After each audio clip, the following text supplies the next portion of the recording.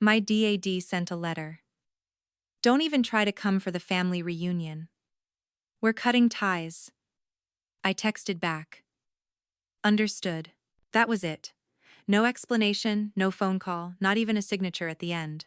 Just a flat PDF attachment in my inbox titled Personal Notice, as if my relationship with my father had become a subscription he was quietly canceling. I stared at that line for maybe 30 seconds. Not out of shock, not even pain, just stillness. The kind of stillness that comes when something inside you clicks, not because it's breaking, but because it finally aligns with what you've known all along but refused to say out loud. And in that silence, I didn't argue, I didn't cry, I didn't even ask why. I just typed 2 words and pressed send. Understood. My name is Justine. Online people call me Justine. But offline, I'm the daughter of Hank Rayner, a man who built a tech media empire from a rented basement in Silver Lake and a second mortgage on my childhood.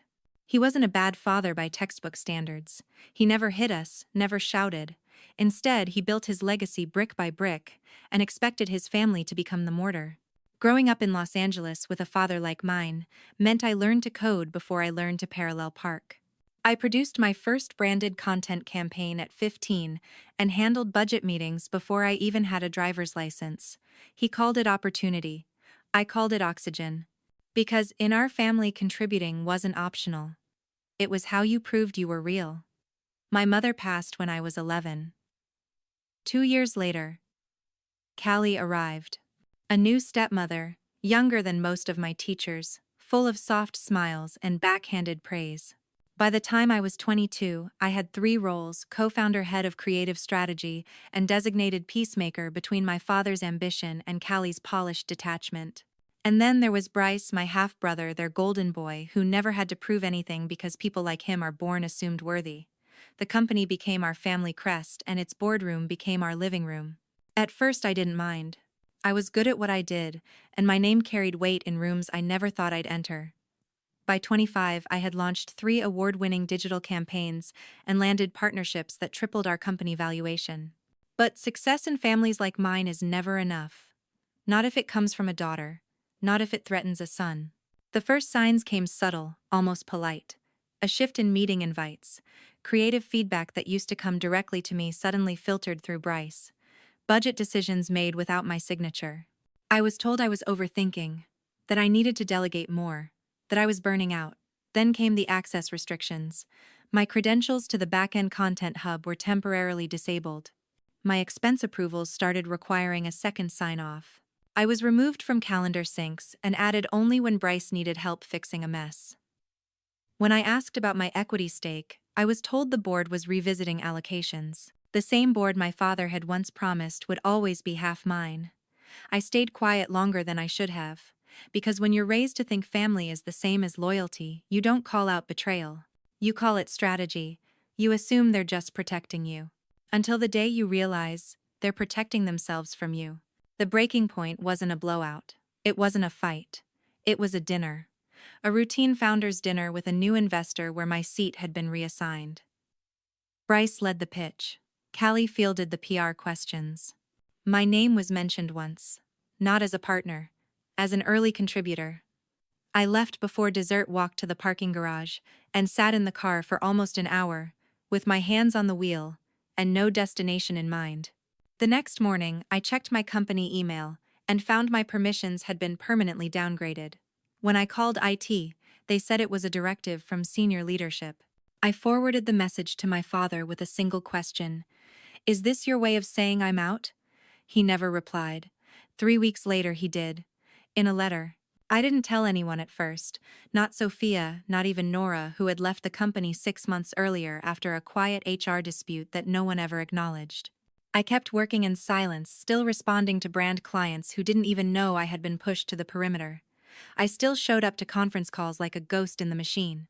Until that letter. Until he made it official. And something in me finally understood. They weren't waiting for me to leave. They had already erased me. I was just the last one to notice. That night, after I sent my reply, I didn't drink, I didn't scream, I didn't call anyone. I opened my laptop and pulled up a folder I had been building quietly for weeks. A folder labeled Exit Draft. Because I hadn't planned to fight them directly. I planned to disappear, but not before I made sure they could never use my name to secure another deal again. I didn't leave the company the moment I read that letter, but something in me started moving. Quietly, steadily, like the way water carves through stone, not by force, but by persistence. In the weeks that followed, I kept going to the office. I showed up on time, completed projects, reviewed proposals, all while knowing none of it mattered anymore. They had already written me out of the script. I was still in the building, but I had become background noise. They didn't want a confrontation. They just wanted me to fade, and honestly, part of me was tempted to do exactly that. Disappear quietly, and let them think I hadn't noticed. But that's the thing about people who build their lives by erasing others. They assume silence means weakness, not calculation. The moment I stopped reacting, they got sloppy. Bryce started forwarding me edited versions of campaign budgets that I had originally drafted in full. They were stripped of any attribution. My name had been replaced by Team. When I asked who Team was, he said it was a collaborative effort. I didn't argue. I simply replied, "Copy." Then I opened my private server, found the time-stamped original with metadata, and saved it to the folder I now labeled quietly as Foundation. At night, I'd go back through old Slack threads and email chains. I wasn't looking for drama. I was looking for pattern. A pattern of systematic displacement. Slowly, methodically, they had pulled away each layer of my role, not by announcing a replacement, but by creating the illusion that I had never been essential in the first place. That's when I reached out to Sophia. She was my roommate back in grad school now, a corporate lawyer specializing in digital asset disputes. We hadn't spoken in almost a year, but I knew if anyone could help me untangle the legal knots without raising alarms, it was her. I met her for coffee in Santa Monica, and when I handed her a USB drive across the table, she looked at me for a long second and said, "So it's finally happening." I didn't have to explain. She had seen this play out before in other families, other boardrooms. They never expect the daughter to be the one holding receipts, she added. They think we don't notice until it's too late. I didn't smile. I just said, "They're right about one thing. I did wait too long, but not anymore." Over the next few days, Sophia helped me review the co-ownership contracts I had signed when I helped launch the company.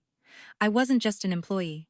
I had contributed original IP licensing structures, even back-end system architecture in the early years. And though I had never fought for visibility then, it was all logged, all traceable. She said something I won't forget. "Your silence wasn't absence. It was architecture. You built more than they'll ever admit." I think that was the first time I didn't feel foolish for staying so long, because deep down I had always assumed that if I just kept building, they'd eventually see me. But some people only notice walls when they start to fall on them. Then something unexpected happened. Nora, the former operations lead who had vanished from the org chart months ago, messaged me from a burner account. It simply said check line item 17-inch Q4. I stared at it for a moment, then I dug. Buried in the financial summary from the last quarter was a $180,000 charge listed as strategic consulting tied to an external shell company. I checked the registration. It was managed by Callie's brother, who had zero digital marketing background and whose LinkedIn hadn't been updated since 2014. The transaction was approved using the shared financial authority passcode, the one only Bryce and I had. I knew instantly what had happened. They'd used my still active code as cover. What they hadn't realized was that I had set up an auto-log tracker on that specific token months ago, and I could prove it wasn't me. I saved the report and added it to the folder. Then I locked that folder behind biometric encryption and sent a mirror copy to Sophia. If they were building a case to erase me, I was building a case to become undeniable. That weekend, my father hosted an internal retreat in Palm Springs. I wasn't invited, of course, but on Monday morning when I logged into the admin dashboard, I noticed something. My clearance level had dropped again. This time I couldn't even access the asset bank I had built. The folder I had personally curated with hundreds of original content templates and client deliverables now said access denied. Bryce had reassigned ownership. No discussion, no handoff, just a silent wipe. That was the moment I knew the letter hadn't been an end. It was a beginning. Not theirs, mine. I didn't retaliate when they wiped my access. I didn't storm into the office or call a meeting or send a strongly worded email. I simply documented it. That was the difference between how they operated and how I chose to move forward. They relied on power and proximity. I relied on pattern and proof. Every time they removed another layer of visibility, I logged the date-time system and impact. I turned their erasure into evidence. Not because I wanted to sue them or go public, but because I finally understood what I was dealing with. I wasn't just being pushed out, I was being rewritten. And the only way to counter a story, being rewritten without you, is to keep your own copy. That week I asked Sophia to review the bylaws tied to our internal platform. Years ago, when we built the digital asset management system, I had co-written the policy document that outlined usage rights and author credits. At the time I did it out of habit, not foresight. But as Sophia scanned the clauses and highlighted section 4.3.1, I felt a strange sense of stillness again. It said that any original content assets developed under a dual contributor license must retain visible attribution unless all parties signed a waiver. I had never signed any waiver, meaning every single content module they were now scrubbing my name from was by contract a breach. Sophia looked up and said, "They're either careless or arrogant. Maybe both." I replied, "They've always been careful in public. But behind the door they assume no one's watching." The next layer peeled back unexpectedly. Nora, the ex-operations lead, messaged again. This time, she offered to meet in person. We sat in the back of a tiny Thai cafe off Vermont, the kind of place no one from the company would bother to visit. She slid her phone across the table and said, "I didn't want to get involved, but you need to see this." On it was a thread of Slack export screenshots from private management channels I had never been part of. One message from Callie read, "We need to move fast on reallocating her shares before the fiscal review." Another from Bryce said, "If she pushes back, Dad said legal will handle it." That's when I saw the date. 2 months before I was removed from the financial dashboard. 2 months before they ever said a word to me. It hadn't been reactive. It was premeditated. I didn't flinch.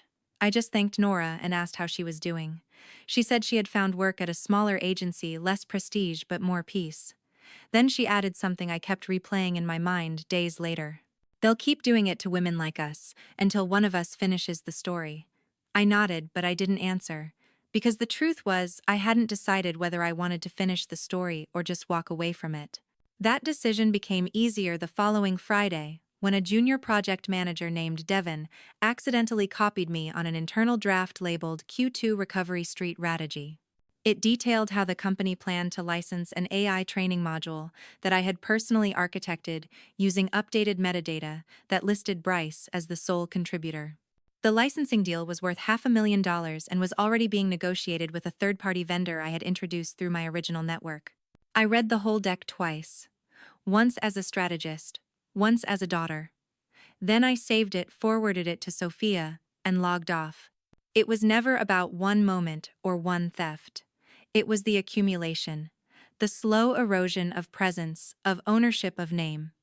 They had taken everything but still expected me to stay silent, to be grateful to not make a scene. But I wasn't interested in scenes.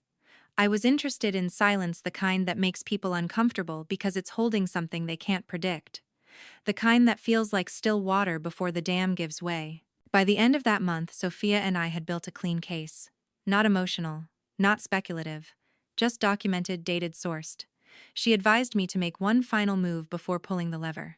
A formal request to audit my original contribution rights under our internal content architecture, she said. They'll either deny it and trigger liability, or stall and hope you go away.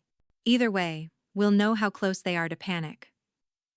I sent the request, on a Tuesday, at 8:01 a.m.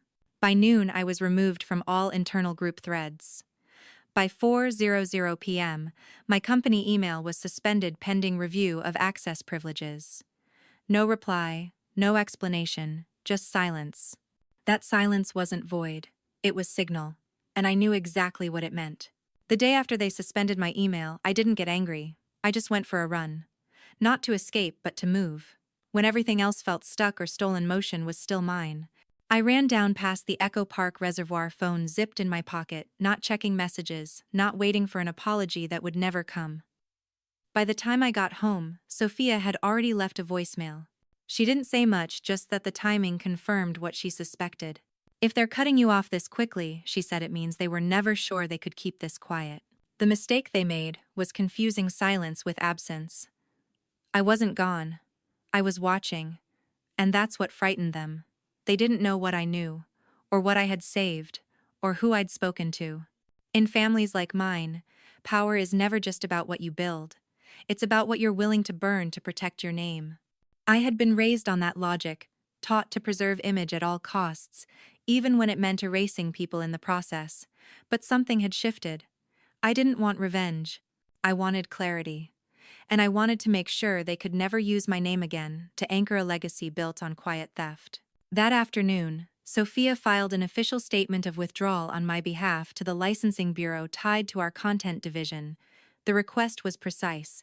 It included timestamps, metadata records, and a digital audit trail that proved I was the original creator of 6 of the company's most valuable IP modules. But the part that changed everything was the legal clause she cited. Section 14C of our incorporation agreement stated that if a founding member formally rescinded their claim, any usage of their credentials, signature, or IP beyond the withdrawal date would constitute corporate fraud. It was a clause most families never expect to be used. But I had signed it with care years ago because I knew one day care might be the only thing that protected me. The reaction was almost immediate. Within 24 hours, I received 3 text messages from Bryce. The first read, "Hey, can we talk?" The second said, "Dad's really upset. He says this is bad timing." And the third, the one that actually made me laugh, simply said, "You're overreacting." I didn't reply to any of them. I just opened my notebook and wrote down a sentence Sophia had said the night before. Power doesn't scream when it's secure. It scrambles when it knows it's losing control. That weekend, I met Nora again. She had more documents, ones she'd been hesitant to send over email. They were internal reviews, ones HR had conducted after she raised concerns about gendered allocation of credit. In them, she was labeled non-collaborative, disruptive, and difficult to manage despite record-high performance metrics. Reading them was like looking into a mirror. Different name, same strategy. Punish visibility. Reward silence. Erase dissent by calling it instability. I thanked her again, and this time I saw something in her expression I hadn't seen before. Relief. Not because justice had been served, but because someone else finally knew the story. Sophia told me to prepare for pushback, but I didn't expect it to come from my father directly. Late Sunday night, my phone lit up with an email from a private address I hadn't seen before. It was short. "Justine. This isn't the way. Family doesn't handle things like this. I trusted you." I read it 3 times, not because I was moved, because I wanted to be sure I wasn't missing anything, but it was all there. Condescension dressed as concern, control masked as disappointment.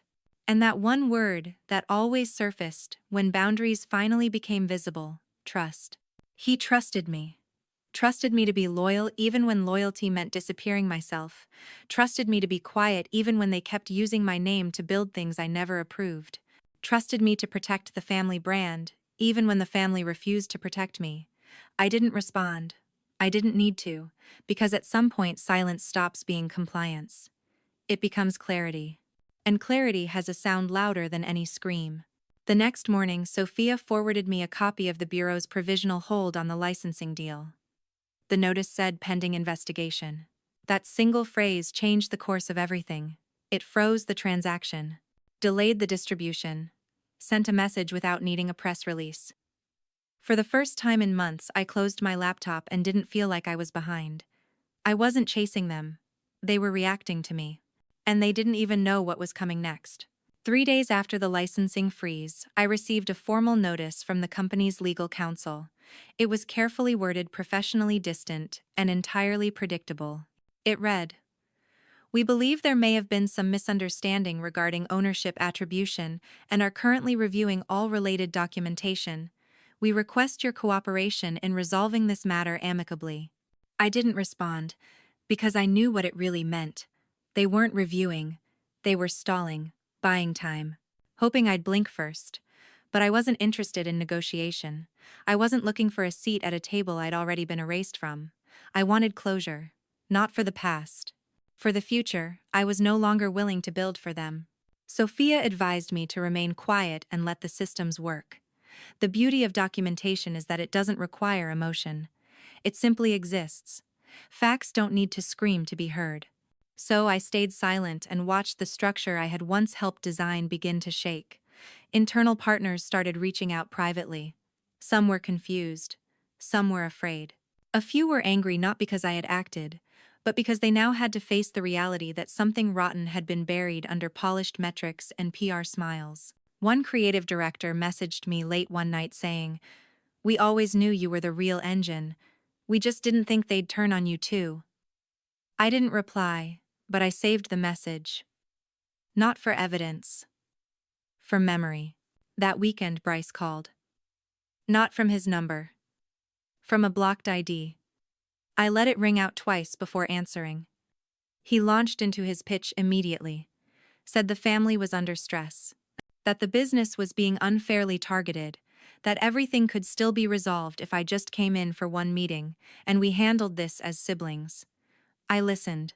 I didn't interrupt. When he finished, I asked one question. "Did you think I wouldn't find out you used my credentials for the vendor deal?" His silence was answer enough. I said, "I'm not angry anymore, Bryce. I'm just awake. And that should scare you more than anything else." Then I hung up. No yelling. No threats. Just the sound of a door that wouldn't open again. The next week, the ripple effects began to surface. 2 long-term clients pulled back from pending projects. Not because I said anything. I never needed to. They noticed the instability, the inconsistency, the sudden disappearance of the systems I had personally maintained. One executive from a partner firm messaged me on LinkedIn saying, "Justine, if you ever consult independently, we'd love to talk." I didn't answer right away. But something about that message lingered with me. Because for the first time in months, someone saw me as whole again. Not invisible, not second choice, not difficult, just capable. I wasn't ready to say yes, but I was no longer afraid to say no. Back inside the company, I could sense the unraveling. Multiple team members were quietly updating their resumes. Nora told me through a secure channel that there were whispers of a leadership restructuring. Not because of me, but because once a power system starts to fracture, it doesn't stop at one crack. It spreads. Sophia kept my case moving in the background. We filed the necessary notices to both state and federal digital rights registries. Everything was tracked. Everything was clean. When my father emailed again, it wasn't to apologize. It was to say I was letting emotion compromise legacy.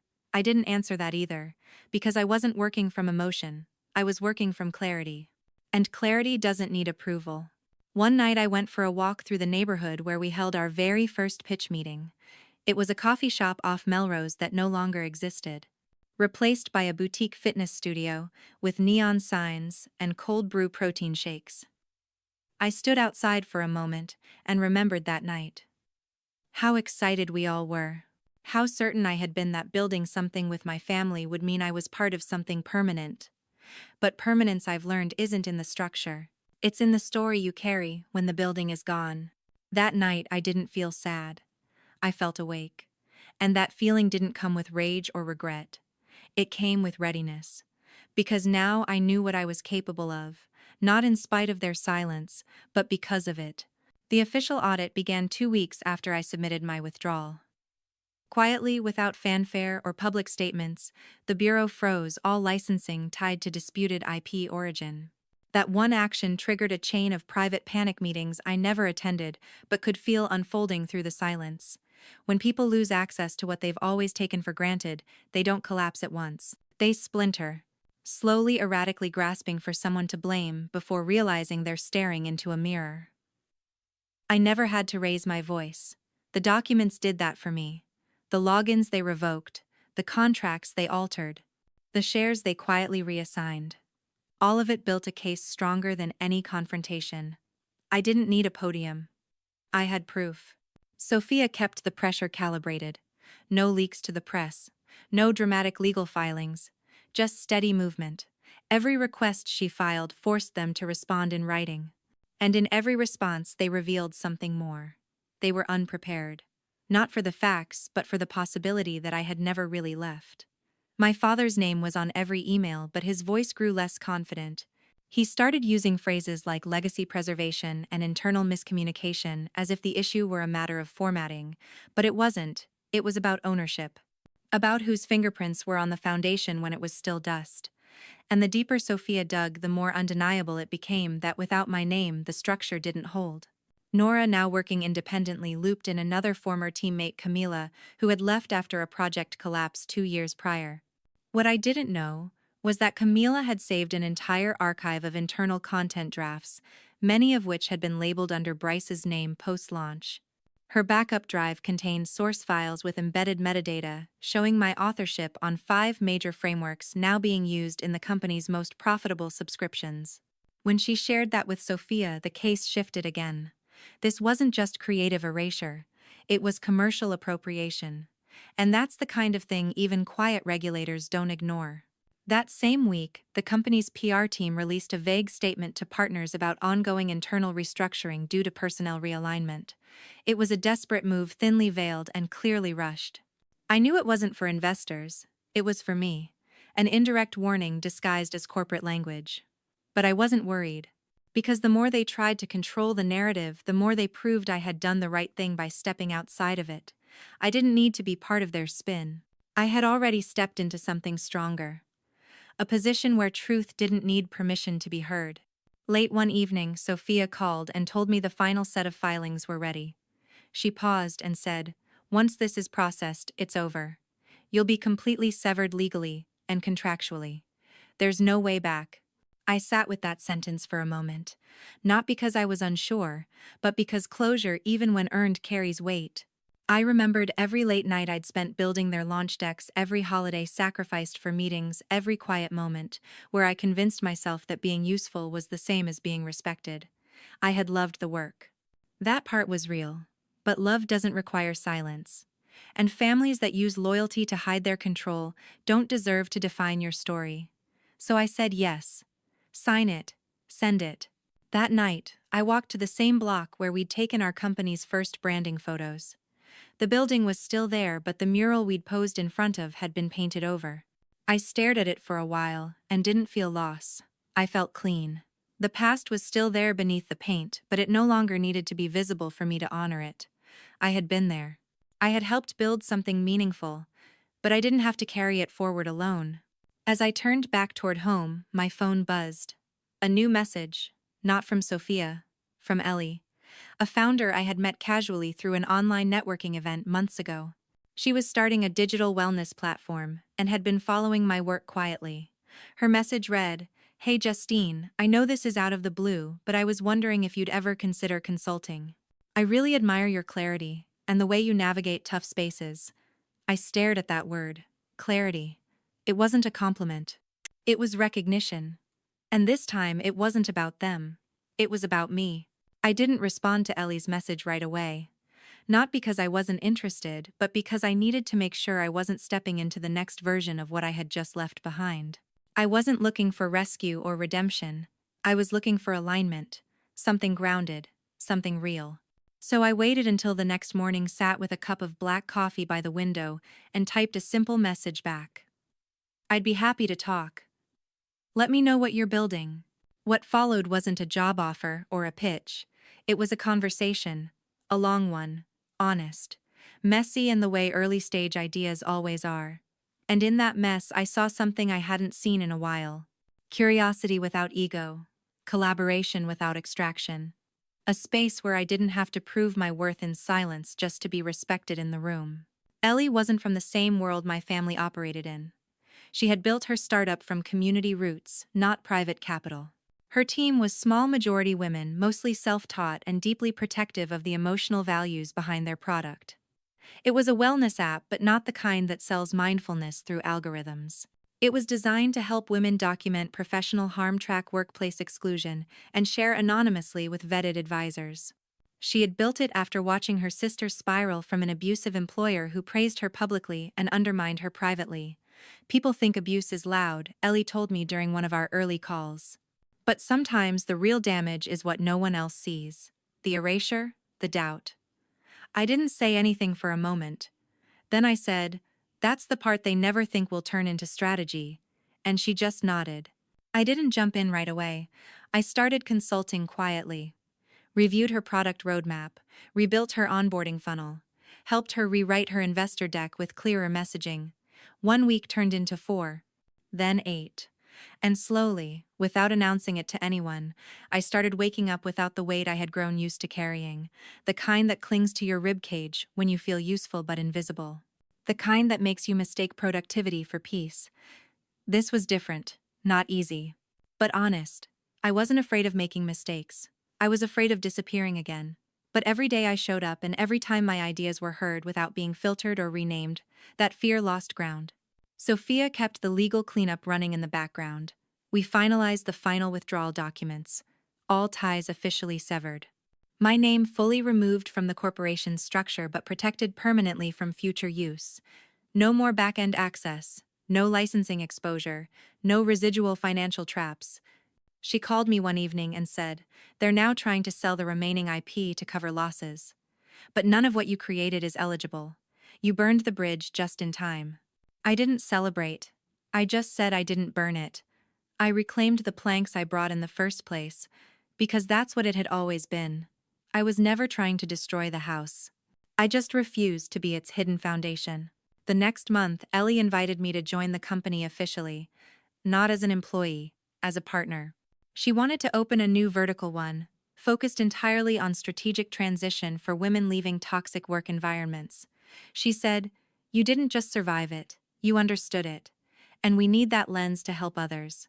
I didn't say yes right away. I asked for time. Not because I doubted her, but because I needed to make sure I wasn't still looking backward while pretending to move forward. I spent a weekend alone upstate. No laptop, no email, just a notebook. I made 2 columns. One side for everything I thought I lost, one for everything I had protected. And when I was done, I realized the second list was longer. That Monday I called her back and said I'll do it. But not because I want to prove anything. I'll do it because I want to help people name what they've been told to swallow. She said, "That's all I needed to hear." And just like that, I wasn't just moving forward, I was rebuilding, not to erase the past, but to make sure it never repeated unnoticed. That kind of healing doesn't come with applause or headlines. It comes in quiet meetings and unglamorous spreadsheets. But it's real. And it's mine. We launched the new vertical on a Monday, without press or announcement, just a quiet onboarding session with our first 3 clients. They were all women. One was a senior creative director who had been pushed out after training the man who replaced her. Another was a data analyst who had been labeled overly emotional after reporting consistent pay disparity. The third had just walked out of a boardroom where her own brother told her she should be grateful for being invited at all. I sat across from them in a converted co-working loft, with nothing fancy on the walls, and no slogans on the mugs. Just space, and presence, and proof that we were not isolated cases. We were patterns. Patterns that when named stopped being internal shame, and started becoming strategy.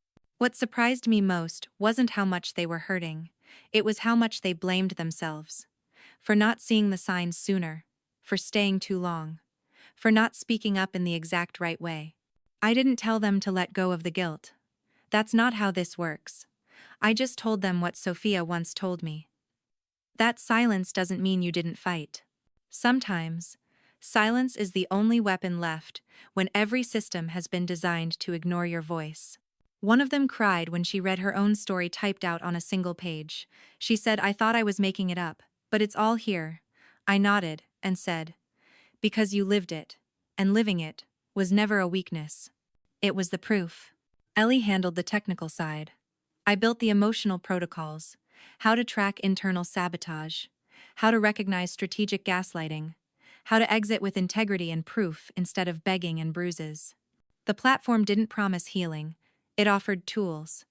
And tools in the hands of women who have been told for too long that their imagining things are revolutionary. I wasn't trying to become anyone's savior. I was just giving language to what had been happening in whispers for years. One night after a client session, I got a message from a number I hadn't saved. It was my father. No greeting, no explanation, just a sentence. "You think this makes you powerful?"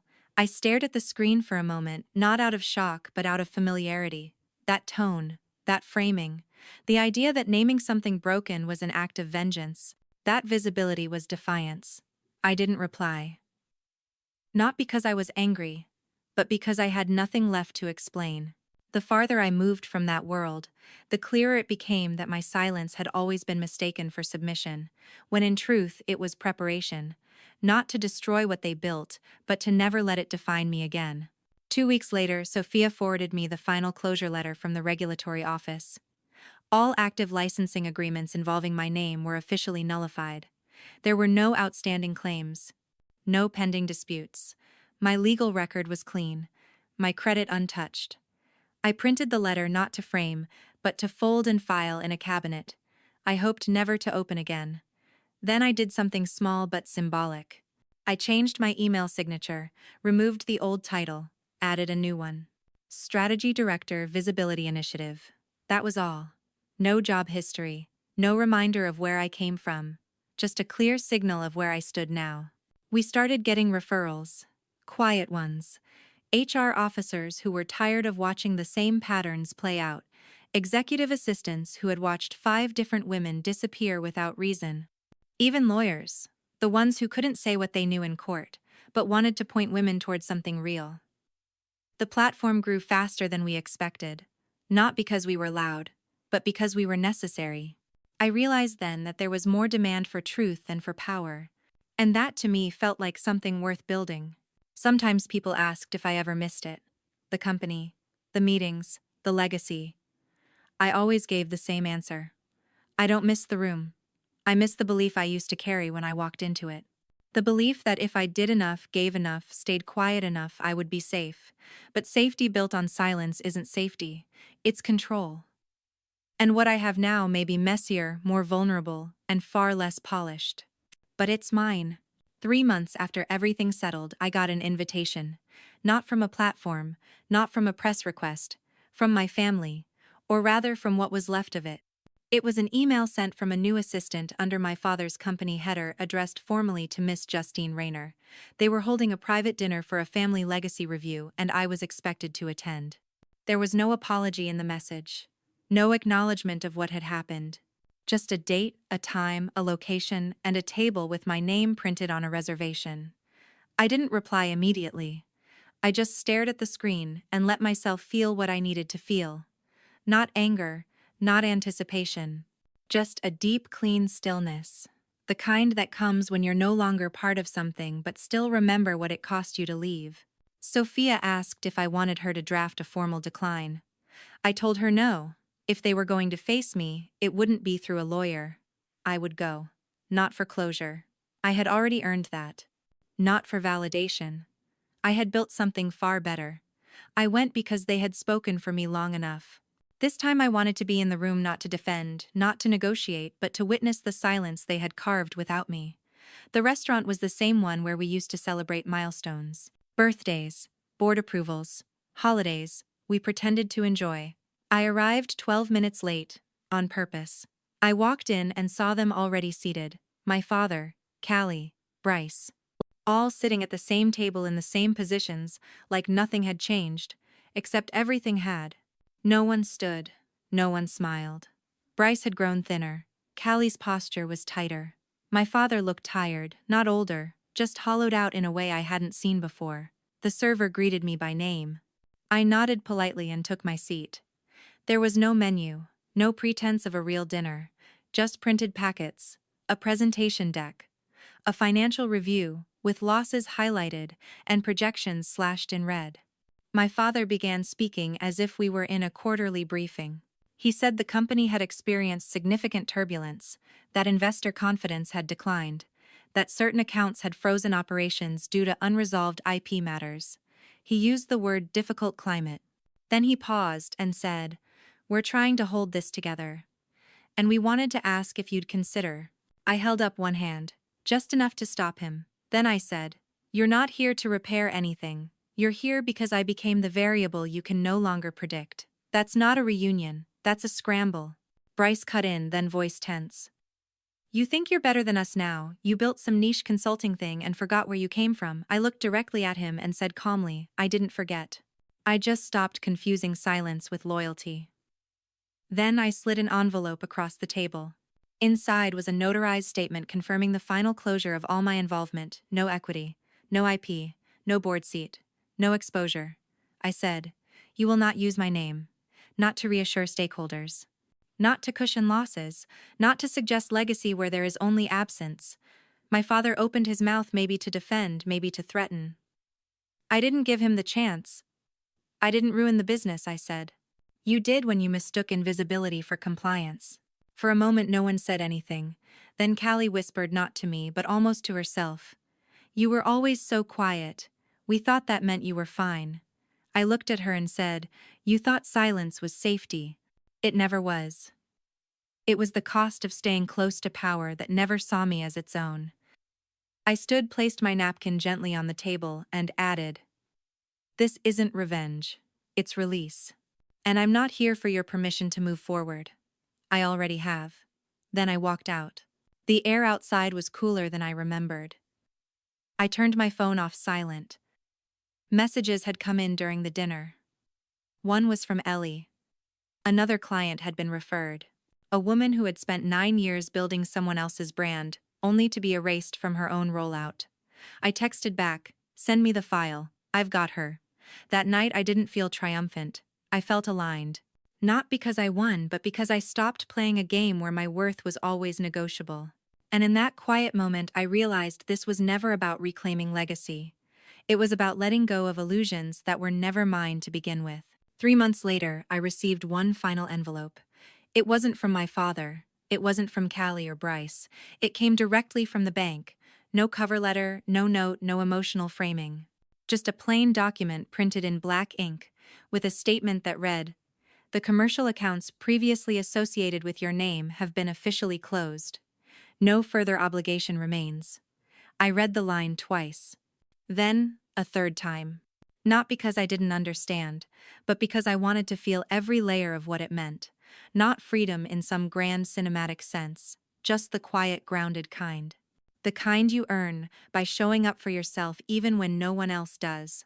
I folded the paper and slid it into a file labeled "Complete." I didn't tell anyone about it. Not Ellie, not Sophia, not even Nora. Because some endings don't need to be announced. They just need to be witnessed. And that was enough. That night I lit a small candle in my kitchen. Not for ritual.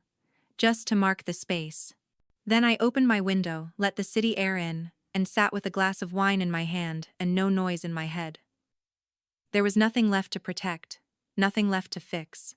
I wasn't holding anyone's future but my own. Sometimes I still get messages from people who worked with me in the early days. A few ask how I'm doing. Some try to make small talk, casually checking where I landed, but most stay silent. Because they know. Not the full story maybe, but enough to understand that I didn't fall apart. I just stopped participating in a system that expected me to disappear. The company still exists in name at least.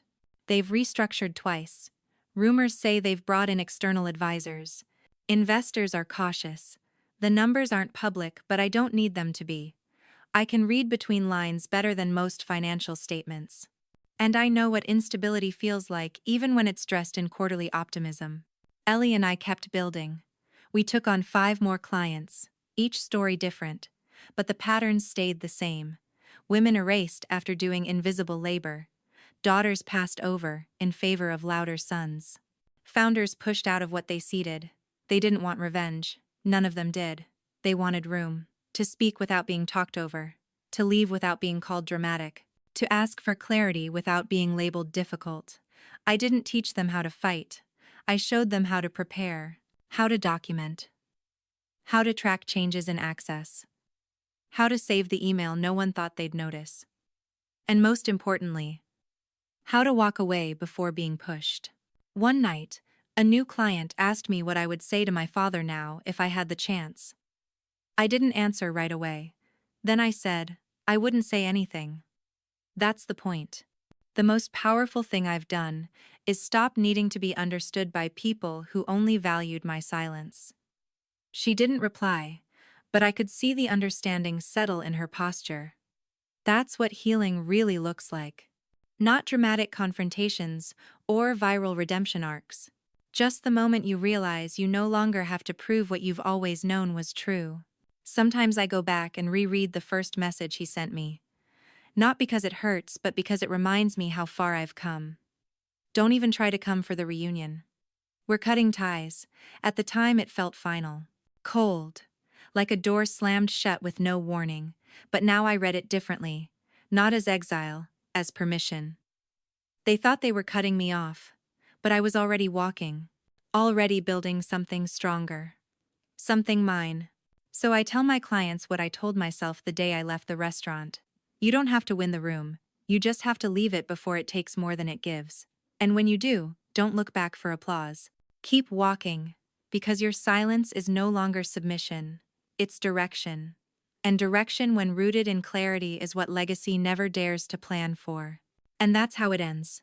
Not with revenge, not with ruin, but with the simple steady act of moving on without ever needing to say their names again. The final slide of the presentation read, "Future-proof is human-centered." It wasn't my phrase.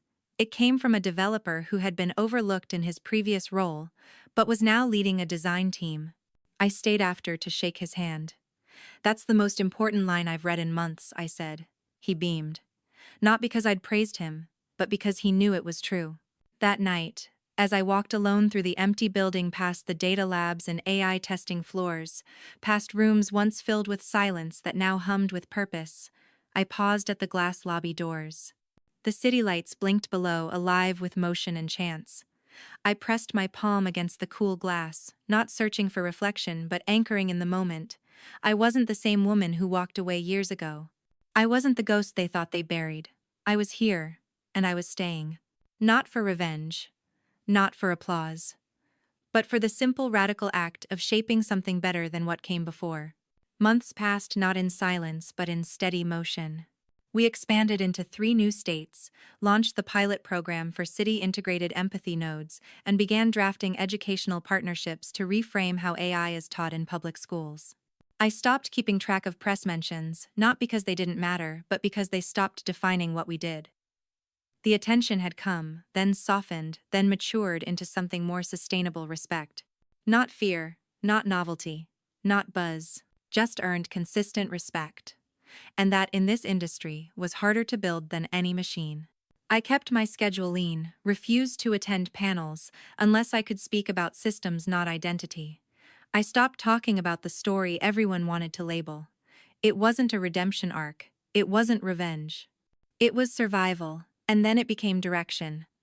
Most of the world still didn't know the specifics: how I sat alone in server rooms, while others took credit how I learned to measure my worth by lines of code instead of applause. That was fine. It didn't need to be published to be real. The only thing that mattered was what happened next. Victor now occupied a small office on the 6th floor. It wasn't symbolic. He asked for it himself. Said he wanted a space without windows, somewhere he could focus. Once a week we met for 20 minutes. No agendas, no drama. We talked like 2 people who finally spoke the same language again. He showed me old notes from projects I never knew existed. I showed him designs that had once lived only in my head. We didn't call it healing, we just called it work. Max eventually left quietly. He didn't storm out. He didn't leave a resignation letter on my desk. One morning, HR forwarded his exit notice. And that was it. I found a small envelope in my inbox the next day, with a note that simply said, "You were right. I wasn't listening. No apology. Just acknowledgement." I didn't reply. Some things don't need a reply to be understood. And I hoped wherever he landed next he'd carry that sentence with him as something more than guilt. Maybe growth. On the anniversary of our first successful prototype, Eli brought out a bottle of cheap champagne we'd hidden behind the old server tower at the original lab. It was warm, poorly stored, and tasted slightly metallic. We drank it anyway. Because we'd earned it. Because sometimes the most expensive thing you own is the belief that you were never meant to make it this far, and yet somehow you did. The team stayed late that night, not because they had to, but because no one wanted to be the first to leave. I stood by the window watching them laugh, sketch ideas on the whiteboards, argue over user flow patterns like it meant the world. And maybe it did. Because purpose doesn't always roar. Sometimes it sounds like people who no longer fear being ignored. Before I left that night, I walked through the lobby again. The glass doors reflected a different version of me now. Not softer, not sharper, just clearer. There was no plaque commemorating what we'd done. No statue, no tribute video. Just a hallway that used to carry footsteps that doubted me now, echoing back in quiet support. That was more than enough. Later back home, I reread the notebook my mother left behind. Not for comfort, just for clarity. On the last page, she had scribbled something I hadn't noticed before, written in faint pencil, like a thought she wasn't sure would ever be read. Let the world underestimate you. Just make sure they're still watching when you prove them wrong. I didn't cry. I didn't need to. That sentence had already lived in my bones for years. Now it simply had a name. So if you've ever found yourself erased in a room you helped build, silenced at a table you set, or dismissed by people who used to praise your obedience more than your vision, I hope you know this. You are not invisible. You are simply unannounced. And sometimes the loudest thing you can do is keep building anyway. Because one day the people who overlooked you will have to sit quietly while the room turns to face you. Not because you demanded it, but because you earned it. And I wonder, have you ever been told you weren't ready, only to realize you were never meant to ask for permission in the first place?